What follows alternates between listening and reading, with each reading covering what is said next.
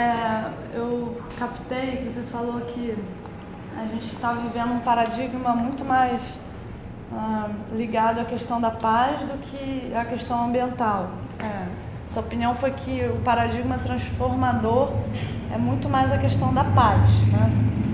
E eu queria reforçar minha visão de que o paradigma ambiental ele traz à tona o conceito de visão sistêmica e o conceito de sensibilização também, né? E de que a partir da tua experiência pessoal, interna e contemplativa da natureza, você se sensibiliza, né? Porque a natureza por si só é um instrumento poderosíssimo de humanização das pessoas, né? E eu me especializei em agricultura orgânica, porque a partir dessa visão sistêmica que eu tive sobre os problemas geopolíticos, eu entendi que a agroindústria ela tem fundamentos geralmente bélicos, até de desenvolver suas produções, né? Tanto que ontem eu vi um filme que se chama O Problema pela Semente, que mostrava a pulverização de agrotóxicos em agricultura de soja transgênica. E o comentário que rolou realmente foi esse. Nossa, a agroindústria tem um perfil bélico, realmente, né? De ver aquele avião passando jogando tóxicos, né? Então, a partir disso, se gera toda uma reflexão sobre quão devastador está esse sistema agroindustrial e como é importante a gente pensar de maneira não centralizada, mas atomizada em células para que a distribuição e a qualidade seja melhorada, né? E nesse sentido, muitas pessoas estão começando a valorizar agricultores pequenos, produtores de orgânicos, que estão começando a repensar sua relação com os alimentos. E também muita gente está optando por maneiras diferentes de comer e tem pessoas que abraçaram a causa crua, da alimentação crua. E eu queria trazer uma curiosidade de que eu tenho um grande amigo e parceiro de trabalho que ele é médico e divulga a filosofia da alimentação crua. E ele fala que raw, em inglês, é o contrário de war. Ele fala que o raw, que é cru, é o contrário de war. Como é o nome dele? É Alberto Peribande Gonzalez. Escreveu o livro. O Gato Mexicano Culturismo. Eu já li. E, bom, então o pressuposto dele é de que, primeiramente, nós temos que resolver uma luta interna a nível celular, né, gente?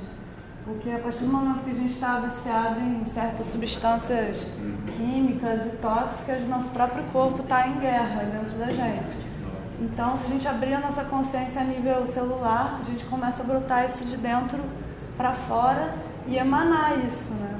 E emanar a nível individual e fazer parte de uma concepção mental maior, coletiva, né? Porque eu também acredito nisso, que a gente contribui para o todo, para o coletivo, através da nossa emanação, sabe? No nível de vivência que as questões sociais, econômicas e ambientais do mundo são complexíssimas. Realmente essa visão sistêmica vai culminar em muitas maneiras de resolver e ser ativo, né? Mas eu dei a minha contribuição por parte da minha experiência própria, né? Que é baseada nessa experiência com a agricultura e com a sensibilização individual. O primeiro princípio para chegar numa cultura de paz, temos que legalizar o alimento, porque as pessoas passam fome. Talvez os prédios, a nossa visão impede de a gente ver as pessoas, mas as pessoas estão passando fome no planeta. E hoje nós produzimos o suficiente para 8 bilhões de pessoas, mas qualquer mendia do bairro, se eu falar assim, falta alimento, qualquer mendia do bairro tem alimento estocado. Em qualquer mercado, em periferia ou fora da periferia, tem comida estocada. Em todo lugar do mundo tem comida estocada. Então, assim, vamos legalizar o alimento, mas se você colocar na própria Constituição, na ONU, você falar para as pessoas legalizar o alimento, assim, o alimento vai ser um bem público que todo mundo vai poder ter acesso ao bem público. Assim como o Hamilton falou assim, a paz está na Constituição do mundo.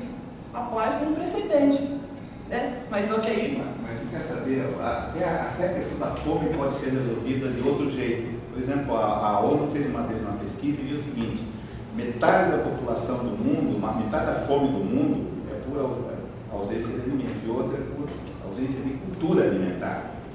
São questões políticas, tem comida para todo mundo, só não tem um contexto político. Às vezes o cara vê uma plantinha lá que ele acha que é mato, e aquilo ali tem um poder, desde poder curativo, poder alimentar, que é uma coisa impressionante. Então é uma ignorância nossa. Por quê? Porque o paradigma que nós cultivamos é um paradigma determinado que inviabiliza, vamos dizer assim, essas relações mais orgânicas, inclusive com a própria natureza.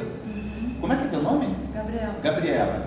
Quer dizer, quando você falou assim, a questão da ecologia, né? Porque a questão da ecologia, hoje, por exemplo, você tem linhas de ecologia, a ecologia profunda nasce com São Francisco, né? São Francisco de Assis, esse que foi o grande idealizador da ecologia profunda. Por quê? Ele falava do irmão Sol, do irmão Lua, do irmão Rio, do irmão etc. Ele estava fazendo com que a comunidade da natureza fosse a sua comunidade, né? Então, é interessante o seguinte, que eu acho que a cultura de paz é mais radical ainda do que a ecologia, né?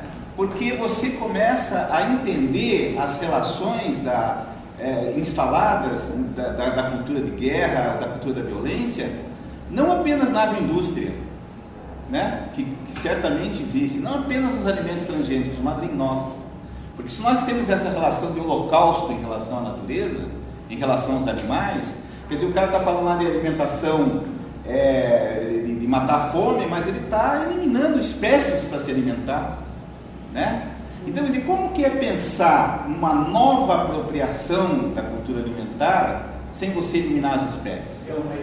Entendeu? Quer dizer, aí você tem que ampliar todo esse conjunto de possibilidades em função de uma outra ideia de mundo. Então, mas essa troca, né, de saberes, né, que é de quando o conhecimento ele já é aplicado, que ele já está na prática saudável, precisa estar na mente. Então, a mente precisa compreender, a mente do homem, que a gente tem um monopólio, muitas pessoas não sabem, que os produtores de sementes orgânicas, os que tomam conta das sementes, são os mesmos donos das armas, que são os mesmos donos dos remédios, que são os mesmos donos, vamos lá, das indústrias tecnológicas que degradam e destroem, né, a nossa natureza, a nossa floresta, não só nossa do Brasil, do planeta. E a gente pensar que a questão ecológica é algo só a mais, não é.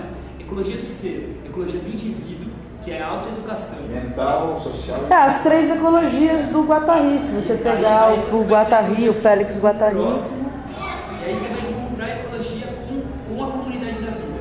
Só que se você não olhar a questão da ecologia como um alicerce, você pensar que a cultura de paz já é de uma vez, às vezes a pessoa entender que ela tem que se sensibilizar, que a escolha dela levar uma embalagem do supermercado muda o planeta, o dela, não é o dos outros, mas ela mudando dela, ela mudou dos outros. Então a mudança de cada um é importante, né? E a gente só vai reconhecer essa mudança quando a gente aprende a trocar, mudar. Mas você sabe, eu acho assim que uma evolução, por exemplo, da humanidade é o seguinte, que às vezes a gente acha que os outros são os violentos. Sempre os outros. Quer dizer, é a agroindústria. Mas a alimentação justamente tem a ver com o que você bota dentro de você. Essa é a verdade, a violência está instaurada na nossa cabeça e na nossa vida. É só você ver todas as relações que nós vamos construindo. Sim, está por isso que quando Gandhi fala, por exemplo, devemos fazer de nós aquilo que nós queremos no mundo, que eu acho que é uma outra frase que abre um grande universo, porque você obriga você a se rever do ponto de vista, inclusive, daquelas estruturas, tanto imaginárias, mentais, etc., que você está adotando na sua vida cotidiana.